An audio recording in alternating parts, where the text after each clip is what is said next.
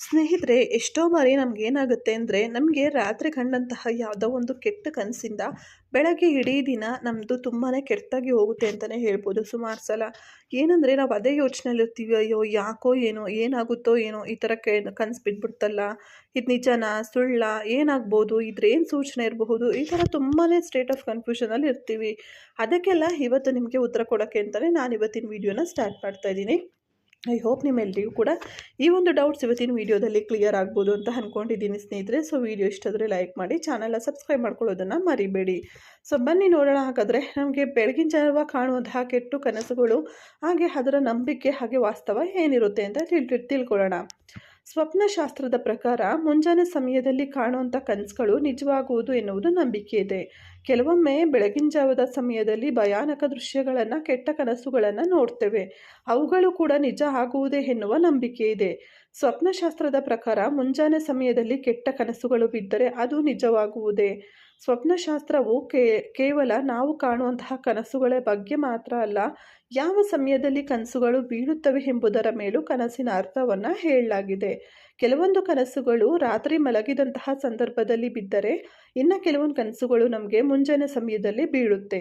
ಇಂಥ ಕನಸುಗಳಲ್ಲಿ ಕೆಲವೊಂದು ಕನಸುಗಳು ಶುಭ ಆದರೆ, ಇನ್ನು ಕೆಲವೊಂದು ಕನಸುಗಳು ನಕಾರಾತ್ಮಕ ಅಥವಾ ಅಶುಭ ಅಂತ ಹೇಳಲಾಗುತ್ತೆ. ಸ್ವಪ್ನಶಾಸ್ತ್ರವು ನಾವು ಕನಸು ಕಾಣುವಂತಹ ಸಮಯವನ್ನು ಕೂಡ ನಿರ್ಧರಿಸುತ್ತದೆ. ಮುಂಜಾನೆ ಕಾಣುವ ಕನಸುಗಳು ನಿಜವಾಗುವುದು ಎಂದು ಹೇಳುವುದನ್ನು ನೀವು ಕೇಳಿರ್ಬೋದು. ಅಂಥ ಕನಸುಗಳು ಅರ್ಥ ಏನು ಎಂಬುದು, ಮುಂಜಾನೆ ಕಾಣುವಂತಹ ಕನಸುಗಳು ಯಾವುದರ ಸಂಕೇತ ಎಂಬುದನ್ನು ನೀವು ಇವತ್ತಿನ ವಿಡಿಯೋದಲ್ಲಿ ತಿಳ್ಕೊಬೋದು. ಯಾವ ಸಮಯದಲ್ಲಿ ಕಾಣುವಂತಹ ಕನಸುಗಳು ಅರ್ಥ ಏನು ಅನ್ನೋದನ್ನು ಮೊದಲು ತಿಳ್ಕೊಳ್ಳಿ ಸ್ನೇಹಿತರೆ. ಹೌದು, ಒಬ್ಬ ವ್ಯಕ್ತಿಯು ದೈಹಿಕವಾಗಿ ಅಥವಾ ಮಾನಸಿಕವಾಗಿ ಅಸ್ವಸ್ಥವಾಗಿದ್ದಾಗ ಸಂದರ್ಭದಲ್ಲಿ, ಅಥವಾ ತೀವ್ರ ದುರ್ಬಲನಾಗಿದ್ದಾಗ ಸಂದರ್ಭದಲ್ಲಿ ಕನಸನ್ನು ನೋಡಿದರೆ ಆ ಕನಸುಗಳಿಗೆ ಯಾವುದೇ ಅರ್ಥ ಇರಲ್ಲ. ಇನ್ನೊಂದೇನೆಂದರೆ, ರಾತ್ರಿ ಮೊದಲ ಭಾಗದಲ್ಲಿ ಕಾಣುವ ಕನಸುಗಳಿಗೆ ಯಾವುದೇ ಅರ್ಥ ಇಲ್ಲ. ಈ ಕನಸುಗಳು ಹೆಚ್ಚಾಗಿ ಹಗಲಿನ ಅನುಭವಗಳಿಂದ ಉದ್ಭವಿಸುತ್ತೆ. ಇನ್ನು ರಾತ್ರಿಯ ಮೊದಲ ಭಾಗವು 6ರಿಂದ 9 ಗಂಟೆಯ ನಡುವೆ ಇರುತ್ತೆ. ಇನ್ನು ರಾತ್ರಿ ಎರಡನೇ ಭಾಗದಲ್ಲಿ ಅಂದರೆ 9ರಿಂದ 12ರ ನಡುವೆ ಕಾಣುವ ಕನಸುಗಳು ಸಹ ಫಲಪ್ರದವೆಂದು ಪರಿಗಣಿಸಲಾಗುತ್ತೆ. ಯಾಕಂದರೆ ಅವು ಯಾವುದೇ ಫಲಿತಾಂಶಗಳನ್ನು ನೀಡುವಂತಹದ್ದಾಗಿದ್ದರೂ ಕೂಡ ಕೆಲವೊಮ್ಮೆ ಅದು ಯಾವುದೇ ಉದ್ದೇಶಪೂರ್ವಕವಾಗಿ ಬಂದಿರಲ್ಲ. ಇನ್ನು ಒಬ್ಬ ವ್ಯಕ್ತಿಯು ಮದ್ಯ ಅಥವಾ ಯಾವುದೇ ಈ ಥರ ಮಾದಕ ದ್ರವ್ಯಗಳನ್ನು ಸೇವಿಸ್ತಾ ಮಲಗಿದಾಗ ಆ ಕನಸುಗಳು ಬಂದರೆ ಅದಕ್ಕೂ ಕೂಡ ಯಾವುದೇ ಅರ್ಥ ಇರಲ್ಲ. ಇನ್ನು ನೀವು ದೇಹದ ಆರೋಗ್ಯಕರವಾಗಿದ್ದು ರಾತ್ರಿ ಕೊನೆಯ ಭಾಗದಲ್ಲಿ ಕಾಣುವ ಕನಸುಗಳನ್ನು ಅತ್ಯಂತ ಅರ್ಥಪೂರ್ಣ ಅಂತ ಹೇಳಿ ಪರಿಗಣಿಸಲಾಗುತ್ತೆ. ರಾತ್ರಿ ಕೊನೆಯ ಅಥವಾ 4ನೇ ಭಾಗ ಬೆಳಗ್ಗೆ 3 ಗಂಟೆಗೆ ಪ್ರಾರಂಭವಾಗಿ ಬೆಳಗ್ಗೆ 6 ಗಂಟೆಗೆ ಕೊನೆಗೊಳ್ಳುತ್ತೆ ಅಂತಲೇ ಹೇಳ್ಬೋದು ಸ್ನೇಹಿತರೆ. ಇನ್ನು ಕೆಟ್ಟ ಕನಸು ಬಿದ್ದಾಗ ಏನು ಮಾಡಬೇಕು ಅಂತ ಹೇಳಿ ತುಂಬ ಜನಕ್ಕೆ ಗೊತ್ತಾಗಲ್ಲ. ನೀವು ಬೆಳಗ್ಗೆ ಕೆಟ್ಟ ಕನಸನ್ನು ಕಂಡ್ರೆ ಕೆಲವೊಮ್ಮೆ ಅದು ನಕಾರಾತ್ಮಕ ಅರ್ಥವನ್ನು ಹೊಂದಿರುತ್ತೆ.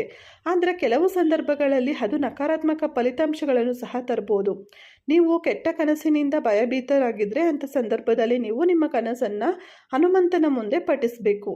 ಇದು ಕನಸಿನ ನಕಾರಾತ್ಮಕ ಪರಿಣಾಮಗಳನ್ನು ತೆಗೆದುಹಾಕುತ್ತದೆ ಎನ್ನುವ ನಂಬಿಕೆ ಇದೆ. ಇದಲ್ಲದೆ ಕೆಟ್ಟ ಕನಸಿನ ನಂತರ ಅಗತ್ಯವಿರುವ ಯಾರಿಗಾದರೂ ಸಹಾಯ ಮಾಡುವುದರಿಂದ ಕನಸಿನ ನಕಾರಾತ್ಮಕ ಪರಿಣಾಮ ತಕ್ಕಮಟ್ಟಿಗೆ ಕಡಿಮೆ ಆಗುತ್ತೆ ಅಂತಲೇ ಹೇಳ್ಬೋದು.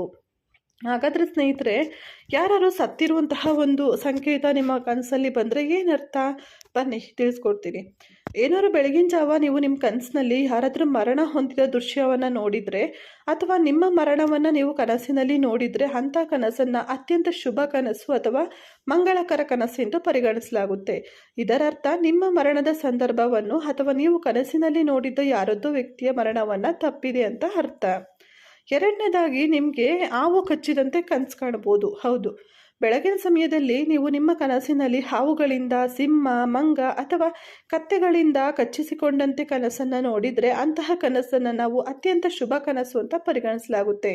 ಇಂತಹ ಕನಸುಗಳು ನಿಮ್ಮ ಜೀವನದಲ್ಲಿ ಸಕಾರಾತ್ಮಕತೆಯನ್ನು ತಂದುಕೊಡುವುದು ಮತ್ತು ಇದು ನಿಮ್ಮ ಜೀವನವನ್ನು ಧನಾತ್ಮಕತೆಯಿಂದ ತುಂಬುವಂತೆ ಮಾಡುತ್ತೆ.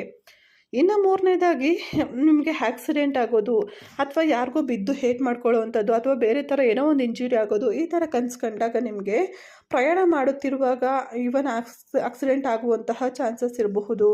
ಈ ಥರ ಎಲ್ಲ ನೋಡಿದಾಗ ನೀವು ಹೆಚ್ಚು ಜಾಗರೂಕರ ಆಗಿರಬೇಕು ಅಂತ ಹೇಳಿ ಅರ್ಥ. ಅಂದರೆ ತುಂಬ ಸೇಫಾಗಿರಬೇಕು ಅವತ್ತಿನ ದಿನ ಅಂತ. ಹಾಗೂ ಅಂಥ ವ್ಯಕ್ತಿ ತುಂಬಾ ಎಚ್ಚರಿಕೆಯಿಂದ ಇಡೀ ದಿನ ಗಮನ ಇಟ್ಟು ಅವರ ಲೈಫಲ್ಲಿ ತಗೊಳ್ಳುವಂತಹ ಡಿಸಿಷನ್ಸ್ ಮೇಲೆ ಕೂಡ ತುಂಬಾ ಡಿಪೆಂಡ್ ಇರಬೇಕು ಅಂತ ಅರ್ಥ. ಹಾಗೆಯೇ ಇಂತಹ ಕನಸುಗಳನ್ನು ನೀವು ಶುಭ ಎಂದು ಪರಿಗಣಿಸೋಕೆ ಸಾಧ್ಯ ಇಲ್ಲ. ಇಂಥ ಕನಸುಗಳು ಅಶುಭ ಸೂಚನೆಯನ್ನು ನೀಡುವಂತಹ ಕನಸು. ಇದು ನಿಮಗೆ ಆಪತ್ತನ್ನು ತರುವಂತಹ ಒಂದು ಮುನ್ಸೂಚನೆ ಆಗಿರುತ್ತೆ. ಇನ್ನು ಕೊನೆಯದಾಗಿ ದೆವ್ವಗಳ ಕನಸು. ಹೌದು, ದೆವ್ವಗಳ ಕನಸಂತೂ ತುಂಬ ಜನಕ್ಕೆ ಭಯ ಹುಟ್ಟಿಸುತ್ತೆ. ಬಟ್ ನೋಡೋಣ ಬನ್ನಿ. ನೀವು ನಿಮ್ಮ ಕನಸಲ್ಲಿ ದೆವ್ವಗಳನ್ನು ನೋಡಿದರೆ ಭಯಪಡಬೇಡಿ. ಈ ಕನಸು ನಿಮಗೆ ಗೌರವವನ್ನು ತಂದುಕೊಡುವುದು. ಕುಟುಂಬದ ಸದಸ್ಯರ ಸಾವಿನ ಬಗ್ಗೆ ಕನಸು ಕಾಣುವುದನ್ನು ಸಹ ಕೆಟ್ಟದೆಂದು ಪರಿಗಣಿಸಲಾಗುವುದಿಲ್ಲ. ಇದು ನಿಮಗೆ ಹತ್ತಿರವಿರುವ ಯಾರೋ ಒಬ್ಬ ಜೀವಿತಾವಧಿಯನ್ನು ಹೆಚ್ಚಿಸಬಹುದು ಅನ್ನೋ ಒಂದು ಅರ್ಥ ಬರುತ್ತೆ ಅಂತಲೇ ಹೇಳ್ಬೋದು ಸ್ನೇಹಿತರೆ. ಸೊ ಇಷ್ಟು ಆಗಿತ್ತು ಇವತ್ತಿನ ವಿಡಿಯೋ. ಐ ಹೋಪ್ ಈ ಒಂದು ವಿಡಿಯೋ ತಮ್ಮೆಲ್ಲರಿಗೂ ಕೂಡ ಯೂಸ್ಫುಲ್ ಆಗಿತ್ತು ಅಂತ ಅಂದ್ಕೊಳ್ತೀನಿ ಸ್ನೇಹಿತರೆ. ಇಷ್ಟ ಆದರೆ ಪ್ಲೀಸ್ ಲೈಕ್ ಮಾಡಿ, ಶೇರ್ ಮಾಡಿ, ಕಮೆಂಟ್ ಮಾಡಿ. ಹಾಗೆ ನಮ್ಮ ಚಾನಲ್ ಸಬ್ಸ್ಕ್ರೈಬ್ ಮಾಡ್ಕೊಳ್ಳೋದನ್ನು ಮರಿಬೇಡಿ.